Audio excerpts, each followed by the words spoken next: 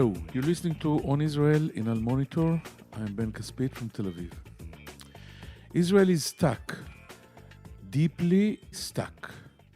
7 weeks before the November elections, all the polls paint the same picture that Israeli voters have been seeing for over 3 years. A total dead end. The Netanyahu bloc with around 59 Knesset seats, too short of a majority and within touching distance of redemption, but not really. If the polls end up being accurate, Benjamin Netanyahu won't be able to form a sustainable, cohesive government after the elections, but the other side won't be able to either. Once more, as has been the case since 2019, Israelis will find themselves governed by a patchwork coalition on the verge of collapse at any given moment. Meanwhile, interim Prime Minister Yair Lapid seems to be enjoying every moment. As far as he is concerned, this impasse can go on and on, just as long as he stays at the controls. But it's not funny. Israel badly needs stability after 5 elections in less than 4 years. If Netanyahu and his bloc of religious and nationalist parties achieve a slim 61-seat majority, could he tempt his rival Benny Gantz to join forces with him, as he did in 2020, perhaps in exchange for a power-sharing deal in which Gantz serves as prime minister for the first 2 years of the term? Alternatively, will Gantz and Lapid be able to persuade some of the ultra-Orthodox parties to cut the Gordian knot and move over to their side? Could there be a rebellion of sorts in the ranks of Netanyahu's Likud by those tired of blindly following their leader to nowhere? It would take just 4 Likud Knesset members jumping ship to change the course of history. Are any of these scenarios possible? We'll be putting these questions to a journalist and a commentator who has been covering Israel politics for some 20 years, the political editor of the Ynet news site and presenter of its new television channel, Attila Somfalvi. He joins us right after this break.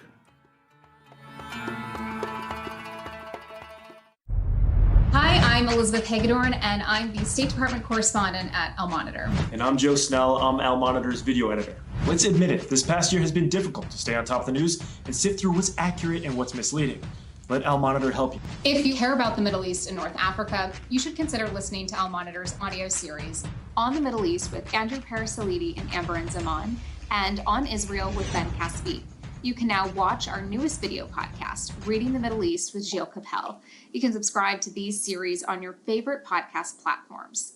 And through a host of free daily and weekly newsletters, we offer a range of perspectives with the highest journalistic standards. You can subscribe to these newsletters at almonitor.com. As an award-winning media service headquartered in Washington, D.C., Al Monitor has a network of over 160 contributors around the world. So if you haven't done so already, be sure to visit almonitor.com, where you can find all of these newsletters and podcasts along with first-class reporting and analysis.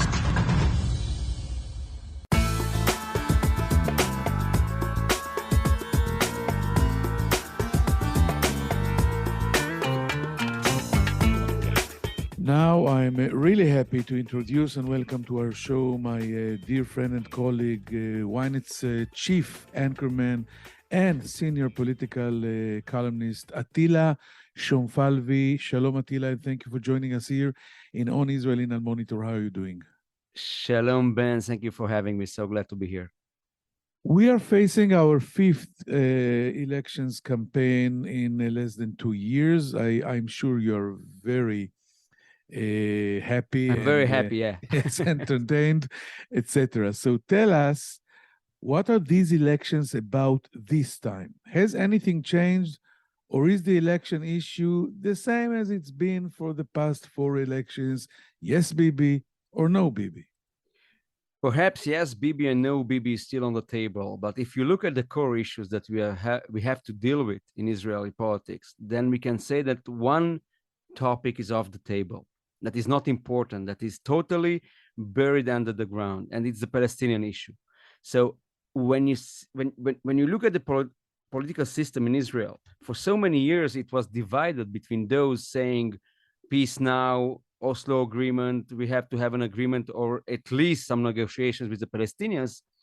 Today, we are in a situation in which the entire Palestinian issue is contained, but nobody wants to deal with, meaning there is no left and right in Israel anymore, because the left and right was very dichotomic. It was between those, peace now, as I said before, all Israel Shlema, entire Israel, Eretz Israel, and so on, all these right-wingers that said that we cannot concede anything for the Palestinians. So having this critical issue taken off the table, mainly by Netanyahu, and I have to give him the credit because he knew exactly what to do in order not to do anything, not to make any concessions vis-a-vis the Palestinians during his last 5 years in power.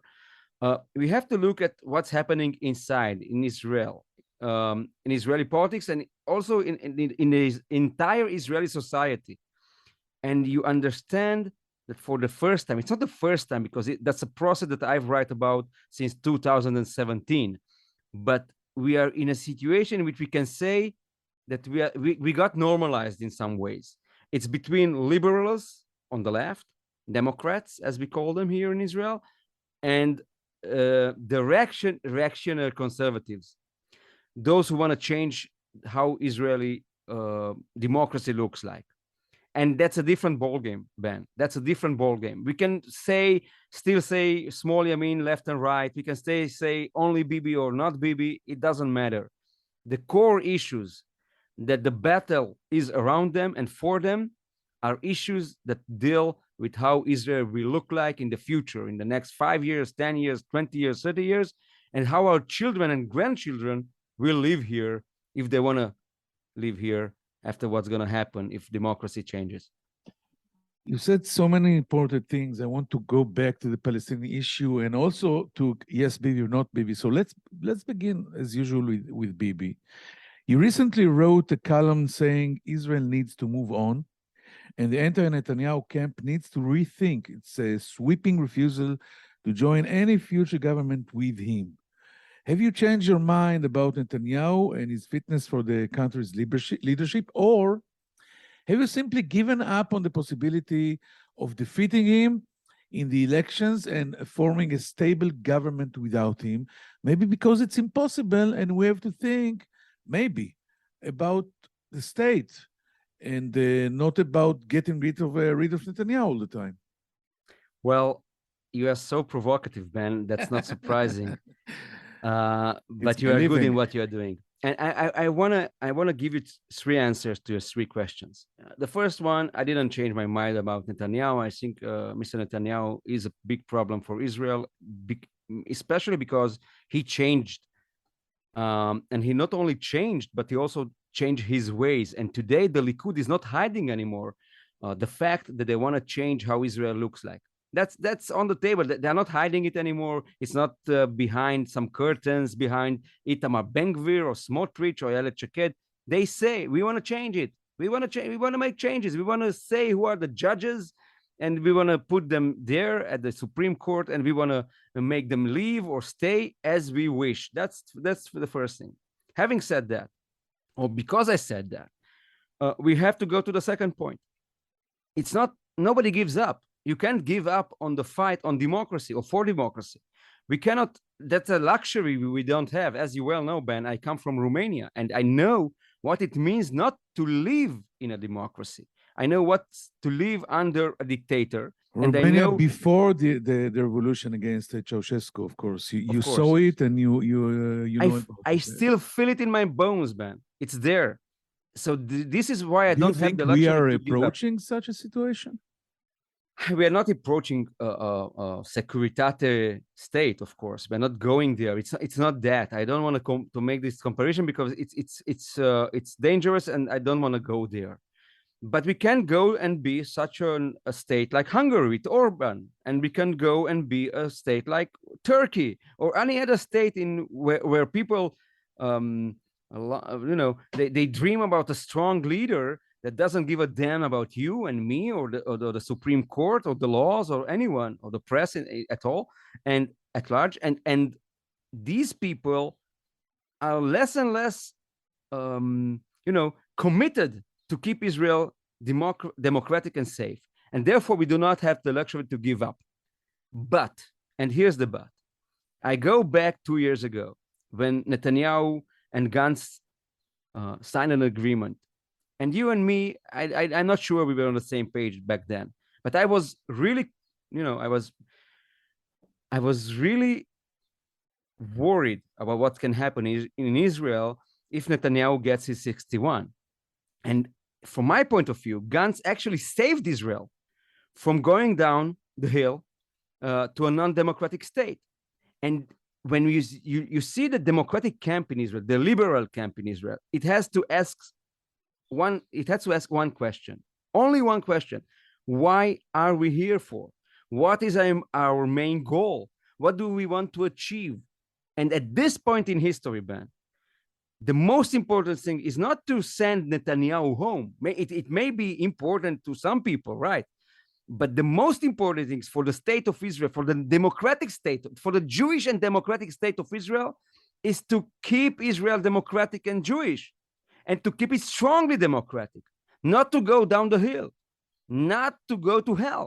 And for that, at some point, you have to think that if you have a 60-60, right, again, an equal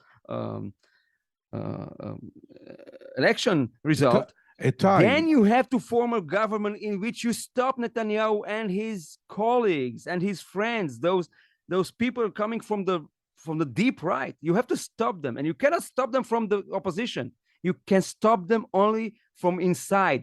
We saw what happened here. We saw what happened here when Netanyahu, against all laws, right? He wanted to appoint a minister of justice coming from his party against the law. It was like a putsch, and it could happen. Yes, you have to stop him from inside. I want to remind you that I was exactly on the same page. I think we were three of us from the anti-Netanyahu camp that suffered a lot. It was not easy, but on the bottom line, we said, yes, Mr. Benny Gantz, there is no choice. You have to join the rotation government with Benjamin Netanyahu, because sixth election will be terrible.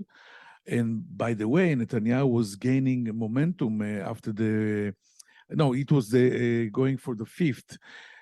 After the fourth, Netanyahu was gaining momentum. He was indicted after round 3, and then he got stronger after he was indicted. So we both thought exactly the same. And I was not.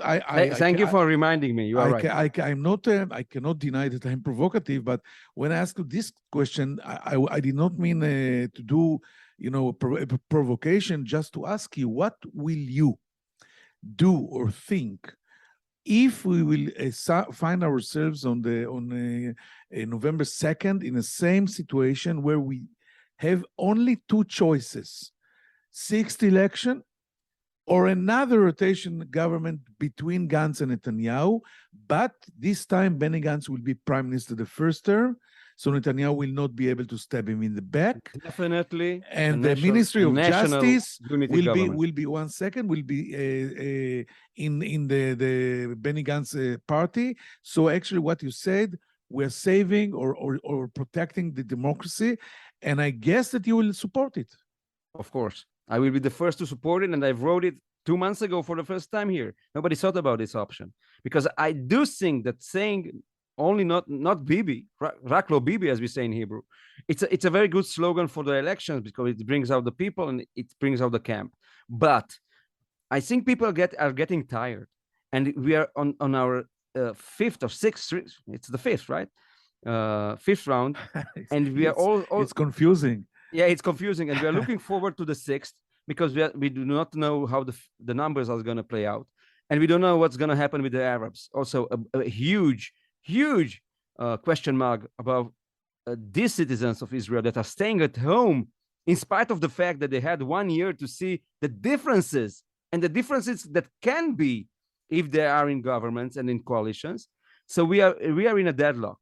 And I'm saying that because, a result that brings out 60-60 or 59, 50, whatever, it can bring us again to the sixth round. And I will be, right? If you ask me what's going to happen on the 2nd of November, is going to happen the same thing that I've wrote about and you quoted just a few minutes ago. I'm going to say yes to national unity government and yes to Benny Gantz as prime minister first for 2 years, because that's the national call. Today, the national call is to stop going down the hill, destroying our democracy, having all these populists out there. I was just talking to a very senior military officer that told me that the fact that the next state budget will be approved only in the next summer is terrible for the efforts to rebuild our military option in Iran. So it's just an example, but let's move on. And I'm sure you will agree with me that the original Netanyahu, the Netanyahu that we both knew, after the election, if you could choose between Itamar Ben-Gvir and Bezalel Smotrich from the extreme right, or getting in Benny Gantz, he would choose Gantz. But in this scenario, when he is under trial and he wants to smash the judicial system, I am afraid he will choose to go with the extremist and try to have this putsch you were talking about. So try to explain or to analyze, after we said all we said, what kinds of governments can we expect in November 2nd? Not only, if Netanyahu has the 61, it's clear. But if Netanyahu is blocked on 59 or 58, what can Gantz do? What can Lapid do? Well, there is one script out there, and you probably know it very well, that says that if Netanyahu doesn't have the 61 that he wishes for, then the Likud is going to dismantle. And I hear more and more voices, and I have to remind you again, and also to flatter myself, because there's no other way to say it, that after the third elections, I wrote about something that is happening in the Likud. I didn't have an idea. I did not have a name. I couldn't know exactly what's happening, but there were some it was currents, right? Like underwater currents. And I felt them because I got some people talking to me, but I didn't know what's going to happen. And 6 months after that, Gideon Sa'ar left the Likud, and then came the tectonic move in the right, and that changed totally what's happening in Israeli politics. And perhaps we are at the same point, Ben. I feel I get some vibes. I can't say more because I don't have more, but I get some vibes. I totally agree. And I want to remind you something. There are so many people in the Likud that are wounded on the floor, left there by this truck driver that not only ran over, but he also ran them over on reverse. And that's Netanyahu. And I'm talking about people who were so close to him for many years, and they got shot in the head, right? At the primaries. So these people are sitting there quietly. You don't see them. You don't hear them. They're not giving interviews. But at some point, they can be a catalyst to something big that may happen on the 2nd of November if Netanyahu doesn't have the 61. And if these people have nothing to lose, Ben, they have nothing to lose. But then they can gain a lot by joining a kind of national unity government led by Lapid or Gantz or whatever. So I think we should put that, just to put this file on the table and leave it there till the 2nd of November, because we don't know what's going to happen. Now, but the second option is the option of the Haredim. Of course. The second option is that this disruption is going to come from the Haredic parties, right? The ultra-Orthodox parties.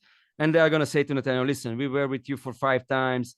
We really gave you everything. We let you do anything you wanted, but this time it's over, and we are taking our fate back in our hands.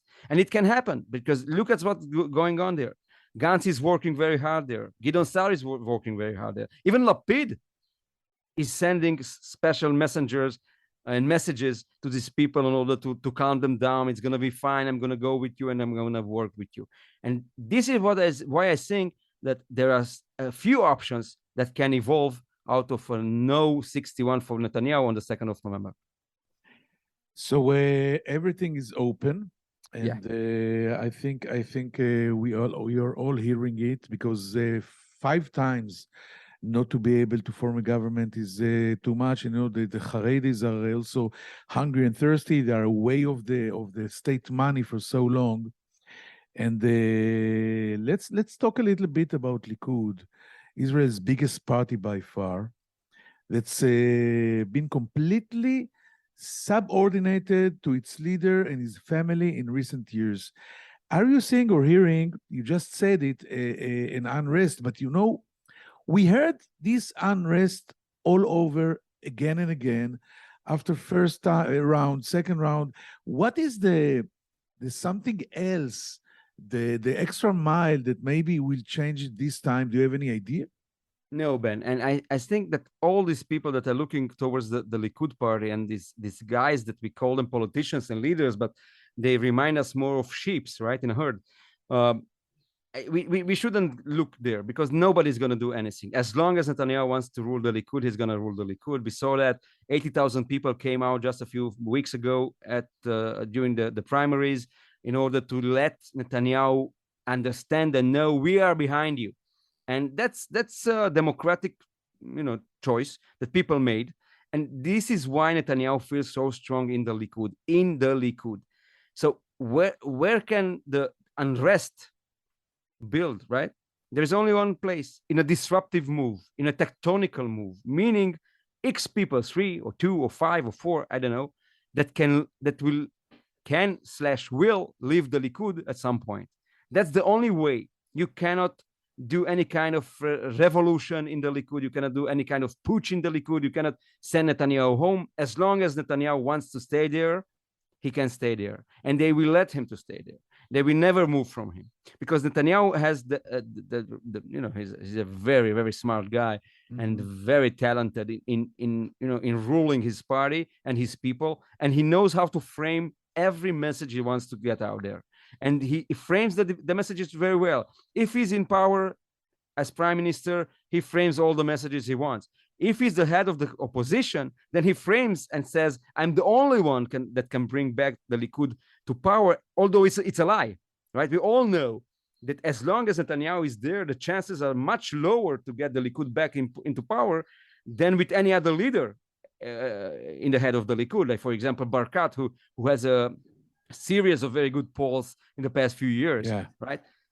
So therefore, I wouldn't send you to pray to these people that you expect to wake up at some point and promise that they are going to send Netanyahu home. It's not going to happen, Ben. It's not going to happen. And we have to emphasize, maybe part of our listeners don't know that if Likud would change its leader, even not change its leader, but send Netanyahu to finish his trial, and even for the time being will elect someone else as the leader, in the same second they are in the government.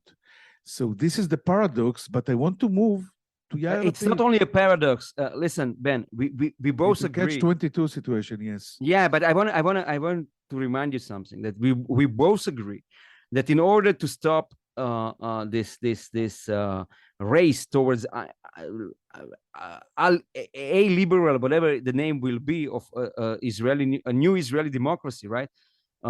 Whatever the name is, it doesn't matter. In order to stop it, all right, in order to stop the dive into this chaos and into this inferno, Israel needs a government, a stable government for 4 years, 3-4 years, whatever. 4 years, 3 years sounds like heaven now. We need a government that is stable and it's based on Zionist parties, and it has one decision. It has one decision, and the decision says we are not destroying the Israeli judicial system. We are not destroying the police. We are not destroying the Supreme Court. We are keeping this democracy running. That's it. That's the only thing the liberal camp has to ask from the Likud. That's the only one. And if they say yes, I don't care if Netanyahu will sit there as a member of parliament in the same government, and he will say yes or no during, I don't know, votes in the plenarium. I don't give a damn. The only thing that I care about is Israel's democracy, because what's going to happen in the next few years is going to impact and influence not only your life and my life, Ben, also my children's lives. And I am totally in anxiety because I come from Ceausescu, and I fear because this borderline between democracy and not democracy is so thin, Ben. It's so thin. Last question, I want to talk about Lapid. While we are recording this conversation, he will try to convince the leaders of Meretz and Labor, Merav Michaeli and Zehava Gal'on, to join forces in order to try not to be in a situation that one of these parties will stay out of parliament, and then it's a loss. But talking about Lapid, he seems to be doing much better in the 2 months that he's being in office than Naftali Bennett did for the whole year of that he was in power. And I'm not talking about managing the government, but filling the prime minister's suit, gaining points or mandates or popularity as a prime minister. By the way, he was on 17 mandates for so long, and now he's 24, 25 mandates in the polls. So what would you say Lapid is doing better than Bennett did?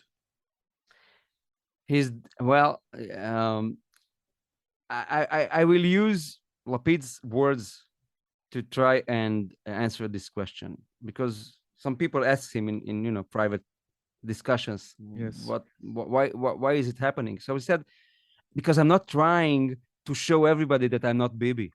Everybody knows I'm not Bibi. Bennett was really busy with this task all the time. By the way, this task, not to show that he's not Bibi, he's not Netanyahu, it was a kick in the ass, because it was a paradox, because you are the prime minister. Now you show what you are doing differently. But instead of showing Bennett, instead of showing what he's doing differently, he was all the time busy not showing, because he was afraid that we are going to say, you see, this guy is exactly like Bibi. He's showing off all the time. He wants to show us that he's the only leader, blah, blah, blah, blah, blah. So he was restrained. Now, when Lapid got into office, he said 2 things. I'm not going to be Bibi. Everybody knows I'm not Bibi. So I don't have to show anybody that I'm not Bibi. That's the first thing. And the second thing that happens, and you are asking about the number, the figures, it's from 17 to 25. It's a growth of 50% in a few months. It's unbelievable. It's huge. And you see the numbers, even at Ma'ariv, I'm looking at your polls, he's growing every week almost. Every 2 weeks he's growing. So why is this happening? It's happening because, in spite of what many of our colleagues said, Netanyahu's biggest nightmare is not having Lapid out of the prime minister's office. His biggest nightmare is having Netanyahu in the office, because for many years everybody said Netanyahu wishes only one thing: he wants to see Lapid in head to head with him, right, tete-a-tete. And that's what's a mistake, because the liberal camp, for the first time in 12 years, looks at the prime minister's office and says, "This is my guy. This is my guy there. Yes. I'm going to go out and keep him there." And you see that in the numbers, in the polls. And this is why Lapid is so worried about the labor and Meretz, because he doesn't even have to drink their mandates. The mandates are coming to him because he is the prime minister. He is the leader of the democratic camp, and he is the one who leads now the way of the democratic voters. And he's smart. He knows what's going to happen, because people say, listen, I want to be with the winner, right? This is psychology 101. I want to be with the leader. We see that. Even if he doesn't say anything, people in Tel Aviv, in Ramat HaSharon, in Hod HaSharon, in big cities, whatever, they want to say, listen, we have a prime minister. Let's keep him there, right? Yes, and he's doing it well. And I just add small thing that he's coming with the party. Naftali Bennett came with 7 mandates that became 6, 5, 4. He was a prime minister with the government, but without a party. And Lapid has a party that he built from nothing. From scratch, from nothing, exactly. With his 10 fingers, and he kept it growing. And he has an infrastructure. He has people following him, even in the opposition when he was with 11 mandates and so on. So these people are very, very loyal to Lapid, exactly like you see the Bibis team, as we call them here in Israel. You have the Lapidist team. That's the same, it's maybe a different kind of people, right? No, but it's a machine, and it's very efficient. It's a machine, yeah. And we are facing this another battle, another democracy battle, and the critical battle in November. And Attila, it's a pity that we agreed on too many things, but the discussion was very, very interesting. And I thank you very much for joining us here in On Israel and Al Monitor. Toda Rabba, Attila. Thank you so much, Ben. A short break and be back right after it. Hello, I'm Gilles Kepel, professor at Sciences Po and Normal Sup in Paris, and author of a number of books and articles on the Middle East. Through my new podcast, Reading the Middle East, on the award-winning media service Al Monitor, we will take a deep dive into the trends in the region with the authors and thought leaders who are shaping how we think about the Middle East. Reading the Middle East will be a fantastic addition to Al Monitor's outstanding podcast lineup, including On the Middle East with Andrew Paraziliti and Amber Zaman, and On Israel with Ben Caspit. You can subscribe on your favorite listening platforms. We look forward to your joining our conversation.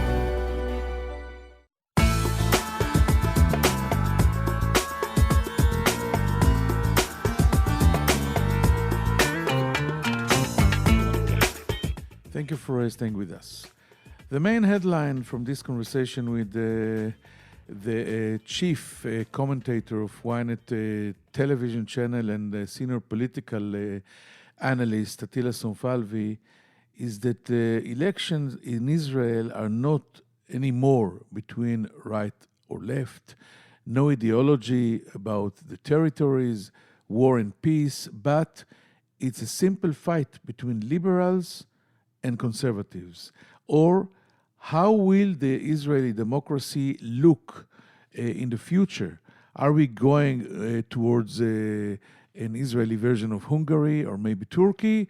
Or will Israel stay a liberal democracy as the founding fathers planned it will be? We also spoke about Benjamin Netanyahu, that is far from the leader we knew back in the 90s and even in the, I think, 10 or 12 years ago when he came back to power in 2009. Somfalvi said that the current Netanyahu changed his ways. He's not hiding anymore his plans to fire the Supreme Judges, to let government nominate the judges, to fire the Attorney General, maybe try to halt his trial, or maybe even get rid of his trial and indictments. In the past, he was used to praise himself as the main guardian of democracy and Supreme Court. He said over and over that he didn't let anyone to touch the Israeli democracy, and right now is totally the opposite. And it happened after the fire came to his house. After he was indicted, suddenly he became a totally different leader. The interesting thing in what Somfalvi said is that maybe it's about time that the political scenario in Israel will change. No more against Netanyahu or in favor of Netanyahu, and the losing side should consider, and I think he mainly meant Benny Gantz, joining Netanyahu and try to save democracy from the inside. Because if Netanyahu will form a coalition of 61 with the Jewish Zionists as Bezalel Smotrich and Itamar Ben-Gvir, maybe it will be too late to do so. Hope you found it interesting, and we'll meet here next week in the same place at the same time in On Israel in Al Monitor. I'm Ben Caspit from Tel Aviv. Take care and bye-bye.